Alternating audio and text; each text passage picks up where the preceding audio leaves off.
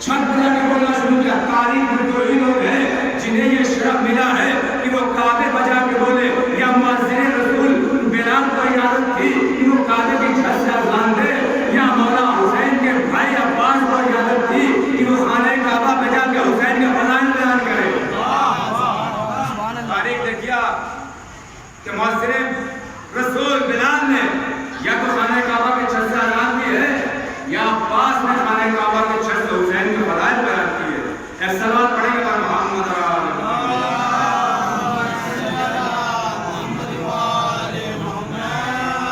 اچھا کسی جنگ میں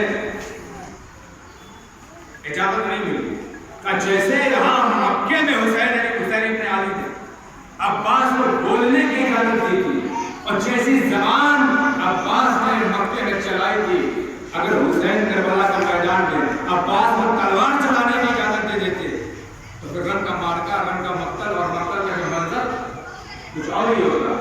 کسی جنگ میں لڑنے کی اجازت نہیں ہے. مغازان گرامی بس ایک بات آپ کے سامنے پیش کروں ساری باتیں کریں چھوڑو کہ جب کربلا کا مقتل سج گیا تو ایک مرتبہ یزید کی طرف سے پسر سعد کے مقتل میں خط آیا. خط کیا تھا؟ وہ پسر سعد کے بتا کہ حسین کے سپاہی کتنے مقتل میں حسین کے خیمے کتنے نصب ہیں کتنے لوگ حسین کتنے لوگوں کو حسین مقتل میں لے آئے ہیں.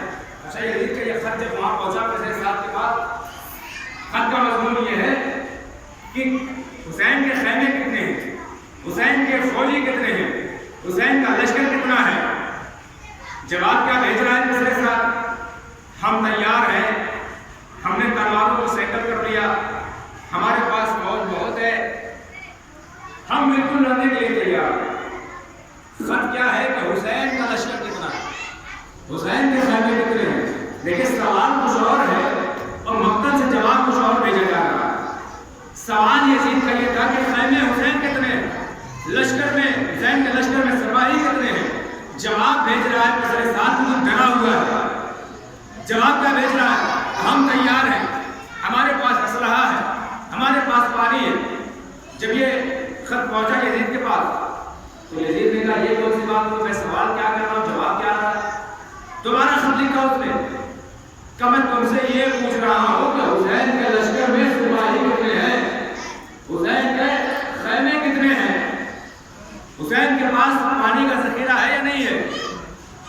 دوبارہ پھر اس نے خط لکھا آپ بالکل پریشان نہ ہوئیے ہم بالکل تیار ہیں 9 لاکھ کا لشکر ہمارے پاس ہے ہم حسین کو 1-2 بار میں تحقیق کر دیں گے قتل کر دیں گے اور پورا گھرانہ مٹا دیں گے. پہنچا پھر واپس یزید کے پاس. اب یزید کو آیا غصہ کہو پسر سعد میں سوال کیا کر رہا ہوں تو جواب کیا دے رہا ہے. تجھے ڈر کس بات کا ہے ہیبت کس بات کی ہے. میں تجھ سے سوال پوچھ رہا ہوں کہ حسین کے لشکر میں سپاہی کتنے میں یہ پوچھ رہا ہوں کہ حسین کے خیمے کتنے تو جواب کیا دے رہا ہے.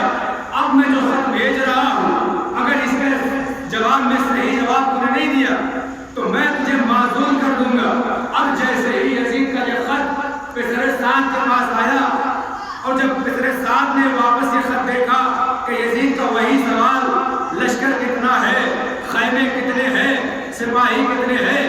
اب ایک مرتبہ پسر سعد کو بھی غصہ آیا اور اس نے یزید کو خط لکھا تو کیا کسی بکال کے مقابل میں بھیج رہا ہے کیا تجھے نہیں پتا ہے بتا تیرے 9 لاکھ کے لشکر میں کس میں اتنا دم ہے کس میں اتنی ہمت ہے کہ حسین کے یہاں جائے اور خیمے کی گنتی کر لے. کس میں اتنی جرات ہے کہ عباس کے ہوتے ہوئے حسین کے خیموں کا تنایا پھر لے. کس میں جرات ہے تو یہ بتا سکے کہ حسین کے لشکر میں سپاہی کتنے ہیں حسین کے لشکر میں خیمے کتنے ہیں. عزیزان گرامی یہ ہے عباس کی حیبت یہ ہے عباس کا جلال. عباس کا جلال 9 لاکھ کا لشکر ہے مگر دم نہیں ہے کہ حسین کے خیموں کو گن سکے. ایک صلوات پڑھے گا محمد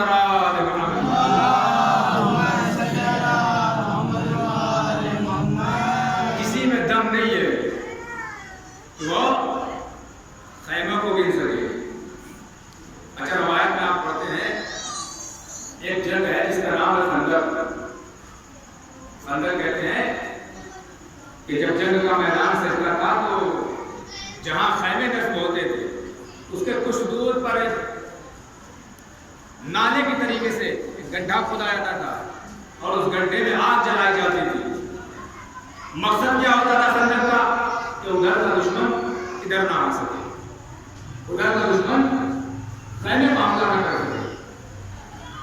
تو ایسے جنگ خندق میں یہ خندق کھودی گئی تو خندق کا مطلب یہ تھا کہ دشمن خندق کو پار کر کے ادھر رہا ہے۔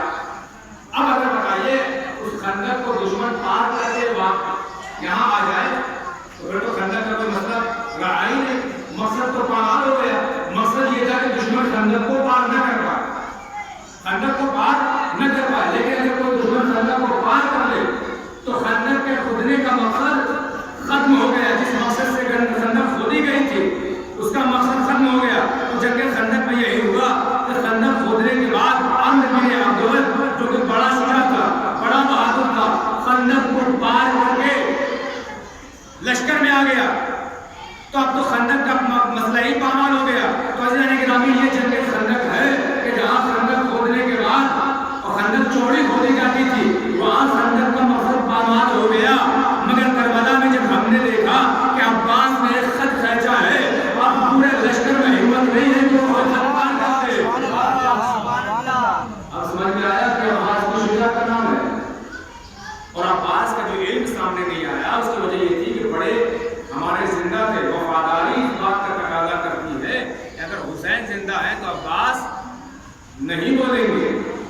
اور عزیزان گرامی اگر حسین عباس کو رن کی اجازت دیتے جیسے مکہ میں بولنے کی اجازت دی تھی تو کربلا کا مارکا ہی بدل جاتا۔ اور عزیزوں جب کسی شجاع انسان کی شجاعت کو دبا دیا جائے تو بڑی تکلیف ہوتی ہے۔ اور عباس کو اس شجاع کا نام ہے، ہاتھوں کو جوڑ کر میرے مولا کہہ رہے تھے آقا بس ایک بار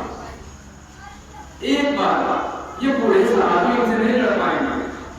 جب کربلا کے مقتل میں صحابی کے جنازے آنے لگے جو علی ابن مظاہر کا جنازہ آیا تھا تو ہاتھوں کو جوڑ کر نہایت ہی کے ساری مجبوری کے حالت میں غازی عباس نے کہا تھا آقا بس ایک لمحے کے لیے مجھے اجازت دے دے، میں بتا دوں گا کہ حسین کسے کہتے ہیں، میں بتا دوں گا کہ حسین کسی مجبور کا نام نہیں ہے۔ آقا یہ علی ابن مظاہر بوڑھے ہیں، آقا یہ جون کے بازوؤں میں وہ طاقت نہیں ہے، ذوالقرنین اس لائق نہیں ہے، مولا ان کا مقابلہ نہیں کر پائیں گے۔ آپ مجھے اجازت دے کے دیکھیے، میں بتاتا ہوں کہ حسین کسے کہا جاتا ہے۔ آقا مجھے ایک لمحے کے لیے اجازت دے دیجیے، میں بتا دوں گا کہ عباس کسے کہتے ہیں، ثانیہ حیدر کرار کسے کہتے ہیں، حضرت اللہ تعالیٰ مگر حسین ہے کہ عباس کو روکے ہوئے ہیں۔ کہاں تک روکتے؟ ایک مرتبہ حسین کے سامنے عباس ایک کمسن سی سکینہ سفارش کے طور پر لے گئے کیونکہ غازی عباس کو برداشت نہیں ہو رہا تھا۔ یا عزیزان گرامی 7 باتوں سے جب قیام حسینی میں پانی ختم ہو گیا اور بچوں کے آتش کی آوازیں بلند ہونے لگی تو غازی عباس جو اتنا بڑا شجاع ہے، اتنا بڑا بہادر، جو اپنی بھتیجی سکینہ کو اتنا چاہتے ہیں کہ ہمیشہ کھلاتے ہیں، انہیں پیاس کیسے برداشت ہو؟ جب خیموں سے بچوں کی آتش کی آوازیں بلند ہو رہی تھی تو تاریخ دیتی ہے کہ عباس اپنا سر پکڑ کے روتے تھے کہ ہائے اتنی مجبوری، اتنا مظلوم ہوں میں کہ گھر کے بچے حسین کے بچے پیاسے ہیں وہ میں پانی کی سبیل نہیں کر پا رہا ہوں۔